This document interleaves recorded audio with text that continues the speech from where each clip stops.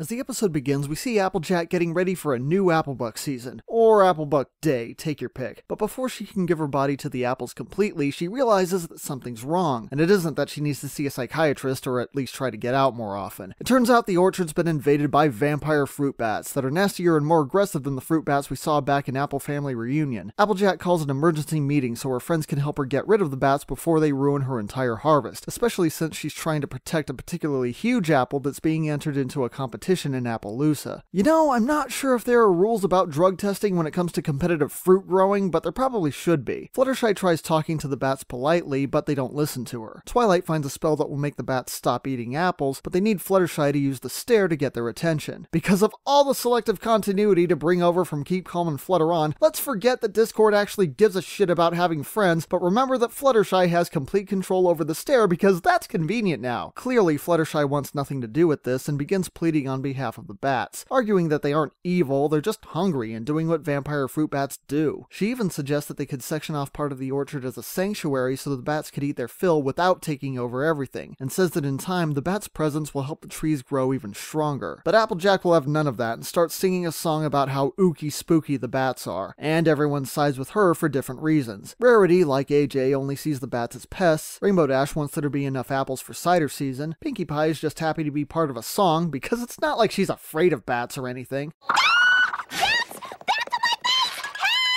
And Twilight sides with AJ as well because, fuck you. Okay, seriously? I would probably freak out if I saw these things too. And it's not like Applejack is completely wrong. If you look at her family history, it's clear that the bats being here isn't entirely positive and is cause for concern. But at the same time, most of Applejack's argument amounts to a ghost story. So why is Twilight ignoring the animal expert? Why won't anybody be rational and reasonable? Exactly, she's ignoring logic in favor of someone who's openly superstitious. And let's be clear about this, by making the bats become disinterested in their primary food source, you're going to make them starve to death. Unlike Swarm of the Century, when Twilight used a similar spell on the parasprites and they started eating something else, here the vampire fruit bats simply stop eating altogether. I mean, if they did look for some other kind of fruit to eat, why would they keep hanging out at the apple farm? So yeah, eventually Fluttershy goes along with the plan, Twilight casts her spell, and everything seems to work. But the next day there are more ruined apples, even though the bats aren't doing anything. So the main six decide to patrol the orchard overnight to find out what's going on. Even though it's pretty obvious when Fluttershy starts having orgasms every time she sees an apple. Apparently there was some weird transference thing that happened when Twilight did her spell earlier, and now Fluttershy's turning into a vampire bat. Though I'm not sure why they're afraid now, since they know she only wants apples anyway. Eventually, Twilight changes her back to normal after getting her to look into a mirror, essentially giving herself the stare. And that works because... I don't know, I'm not even sure what I'm looking at right now. They turn the other bats back to normal too, and set up the sanctuary after all, which apparently consists of putting up a sign and keeping the bats on the honor system. Meanwhile, the prospect of getting more productive apple trees makes Rainbow Dash happy that she'll get more cider. Actually, Rainbow, I remember you complaining that you never got any cider before that incident with Flim and Flam. As I recall, the issue wasn't with the supply, but rather that the cider making process took so long that there was never enough to go around. So it really doesn't matter how many apples there are, you still won't get any cider if they physically can't make it fast enough. But anyway, the episode finally ends with Applejack saying she should have been more level-headed, and Fluttershy giving a moral about how sometimes you need to tell your friends no. That is a good lesson. There's just one problem. Did you forget what happened earlier in the episode? Fluttershy did tell her friends no, and they all ganged up on her. There was even a whole song about it. And yeah, she also says you shouldn't let yourself get pressured into stuff like this in the first place, but it's Fluttershy. And like Fluttershy, not everyone is strong enough to stand up to an angry mob. And how is the situation resolved? Fluttershy turns into a vampire, and everyone feels bad that she's a vampire, I guess.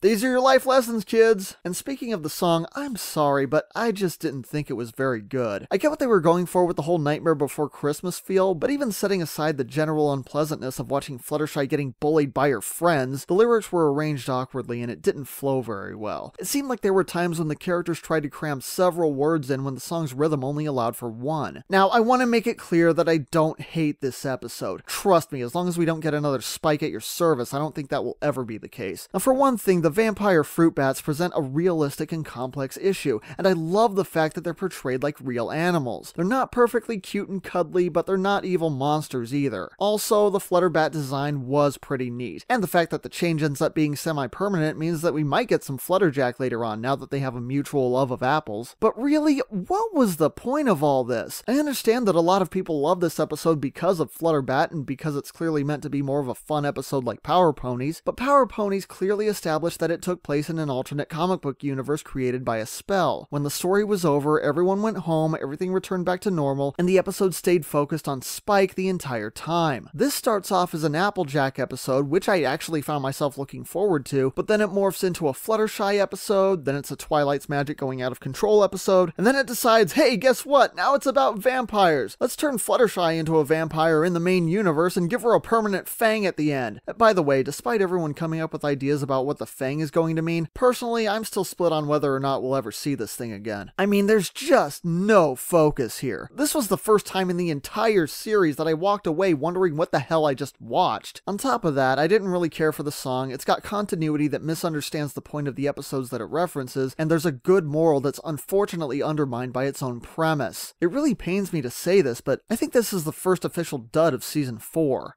I give Bats a 4 out of 10.